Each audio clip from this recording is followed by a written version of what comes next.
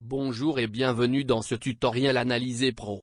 Dans ce tutoriel, nous allons nous pencher sur les différentes possibilités d'importation des données de conduite dans Analyzer Pro. La première étape sera l'importation des données du tachygraphe numérique, en abrégé les fichiers DDD. Vous la trouverez sous Module, Importer données de déplacement, données du compteur de vitesse DDD. Dans le module, vous devez d'abord charger le fichier DDD. Il peut être au format .ddd ou au format .v1b. Il existe deux types de fichiers DDD qui peuvent être importés, le type M et le type S. Le type M contient des données de vitesse au format 1 Hz, le type S des données de vitesse au format 4 Hz. Dès que vous avez importé le fichier, vous pouvez choisir de le sauvegarder en tant que fichier texte. Dans le cas contraire, les données sont cryptées. Dès que le fichier a été importé, vous pouvez sélectionner dans un menu déroulant toutes les dates et périodes disponibles pendant lesquelles des trajets ont été enregistrés. Veuillez noter que l'heure est disponible au format UTC. La fenêtre du module peut être agrandie à volonté et le défilement de la molette de la souris permet d'effectuer un zoom avant ou arrière sur le diagramme. On choisit une zone spécifique de la séquence de trajet en marquant l'heure de début par un clic gauche et l'heure de fin par un autre clic gauche. Si la zone est surlignée en vert, on clique sur Transfert et toutes les données sont transférées sur la ligne de déplacement. Si une zone est surlignée en orange, les données de cette zone ne sont pas prises en compte dans le calcul. Cela s'explique par le fait que seule une certaine quantité de points de données peut être lue. Si l'on sélectionne Transfert de distance, les valeurs moyennes sont calculées à partir des valeurs de vitesse, ce qui permet de représenter un trajet un peu plus précis. Si l'on ne sélectionne pas Transfert de distance, les valeurs exactes disponibles dans le fichier importé sont utilisées pour la représentation du trajet. Si l'on clique sur Transfert, les données sont transférées dans les données distance-temps. Comme nous pouvons le voir, les valeurs ont été saisies ici. Nous allons également examiner brièvement le chargement des données à 4 Hz. Le processus de chargement est ici complètement identique, mais la résolution des données est naturellement plus fine. La fenêtre du module peut être agrandie à volonté et l'actionnement de la molette de la souris permet de zoomer en avant et en arrière dans le diagramme. Si l'on tire un rectangle du haut à gauche vers le bas à droite en maintenant le bouton droit de la souris enfoncé, la section est agrandie. Si l'on fait glisser un rectangle du bas à droite vers le haut à gauche, on effectue un zoom arrière à partir de la zone. En maintenant le bouton central de la souris enfoncé, la section peut être déplacée. On choisit à nouveau une zone qui nous intéresse et on clique sur Transfert. Les données sont maintenant enregistrées dans les données distance-temps et les véhicules se déplacent en conséquence. Deuxièmement, explorons l'importation de données CDR extraites d'une unité de contrôle EDR ou similaire. Encore une fois, allez dans Module, Importer des données de conduite et cette fois sélectionnez Données CDR. Maintenant, chargez un fichier .csv qui peut être exporté depuis le logiciel Bosch. Vous verrez automatiquement une liste de données pré-collision et de données de collision présentes dans ce fichier. Ici, vous pouvez choisir un événement pré-collision. Sous Tables, vous avez une vue plus détaillée de diverses valeurs. Sous Graphique, vous pouvez afficher différentes valeurs en conséquence, chaque graphique représentant des valeurs avec la même unité. Dans la visualisation de l'événement correspondant, vous pouvez voir le mouvement du volant, l'affichage de la vitesse et les révolutions par minute. Si la pédale de frein est pressée, cette zone s'illumine en rouge. La position de la pédale d'accélérateur est également affichée en conséquence. Sous Exportation CSV, les données peuvent être sauvegardées sous la forme d'un fichier .csv. Après avoir sélectionné une zone ici, vous pouvez cliquer sur Transférer l'angle de direction, puis Transférer, et les données seront transférées dans les données de distance-temps.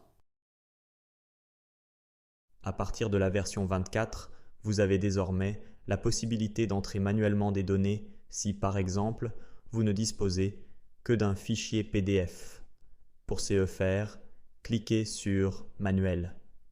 Ici, vous pouvez saisir des données en bas avec une certaine fréquence, 2 Hz, 5 Hz ou 10 Hz.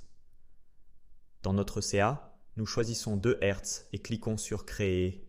Nous avons maintenant nos valeurs temporelles, ainsi que d'autres valeurs telles que la vitesse, l'angle de braquage, la pédale d'accélérateur, les tours moteurs et le frein activé, désactivé. Ces valeurs peuvent être saisies.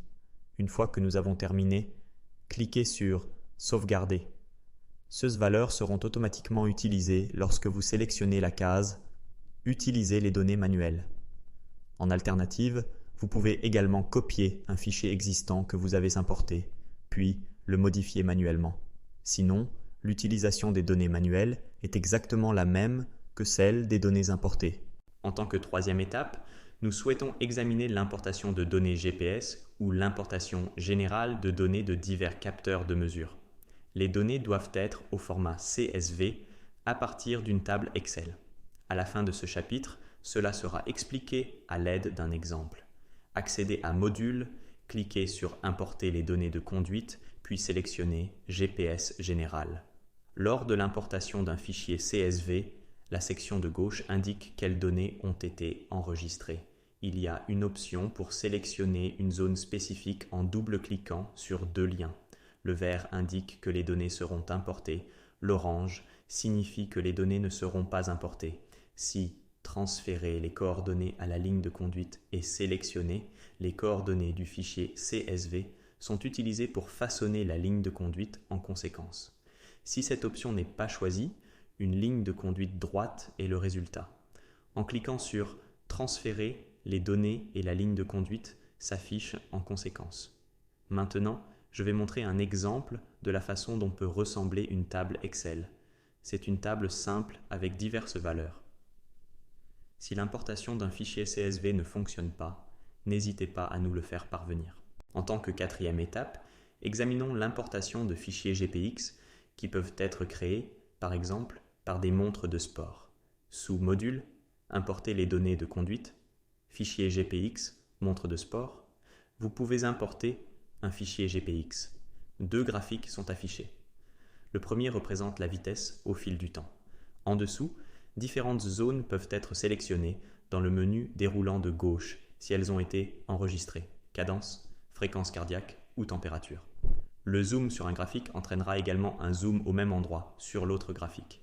En utilisant l'option « Transférer les coordonnées à la ligne de conduite », vous pouvez choisir si la ligne de conduite doit correspondre aux données GPX ou non.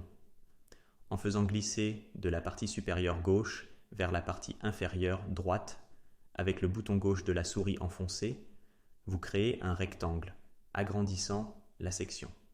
Il y a une option pour sélectionner une zone spécifique en double-cliquant, qui sera mise en surbrillance en vert. En cliquant sur « Transférer », les données sont transférées à la ligne de conduite. Si l'option de transfert des coordonnées à la ligne de conduite a été sélectionnée, la ligne de conduite correspond à ces données. Maintenant, nous voulons jeter un coup d'œil à l'importation des données de GoPro. Les GoPro contiennent en fait des métadonnées qui peuvent être extraites. Pour ce faire, allez sur Module, Importer les données de conduite et ensuite GoPro. Maintenant, sélectionnez le bon fichier depuis le navigateur, une vidéo GoPro. Ce que nous voyons maintenant, c'est que, d'une part, nous avons toutes les valeurs qui ont été fournies. Il nous montre les vitesses directes et nous pouvons aussi le voir sur une carte. Lorsque nous sélectionnons une zone, elle est mise en surbrillance en couleur. En bas, vous pouvez également choisir si vous souhaitez afficher des informations supplémentaires. De plus, vous pouvez copier la carte et vous pouvez exporter les données sous forme de fichier CSV. Vous pouvez transférer les coordonnées à la ligne de conduite en cliquant sur « Transférer ». Ensuite, vous avez les données de conduite en cinématique.